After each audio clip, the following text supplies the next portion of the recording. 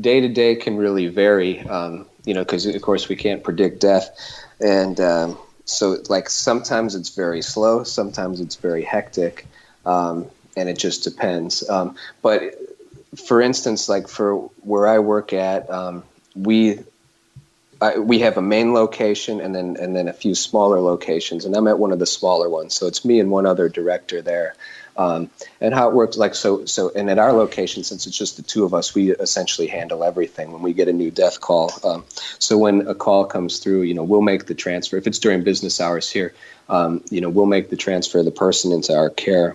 And then we'll set up a time with them to come in to make arrangements, decide if they want burial or cremation, set times for the services, gather information for the death certificate, write up a draft of the obituary, so we gather names and then type up the obituary, and then go over merchandise, caskets and urns, print materials if they do a register book, or memorial folders for visitation, flowers, if they're going to have flowers, and just finalize all the details. And then, so we take care of everything service-wise for the family. We make all the calls to the cemetery, to the florist, to the clergy, and just put everything in order, so it alleviates some of that stress for them. They come into us and we get everything written out, and then we handle everything in that sense. So,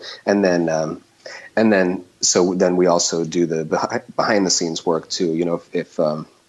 If it's a public viewing, then embalming is required. It's not required by law, but essentially every funeral home, if you're going to have a public viewing in the funeral home, they do require embalming.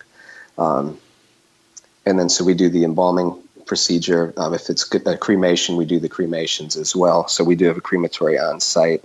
And then beyond that, then we run the service. We'll run the visitation, run the funeral, either at the funeral home or at a church generally. And if it's a burial, then we go in procession to the cemetery. So essentially, where I'm at, we get to do everything from start to finish, which I like. So sometimes, I'm the first and last point of contact.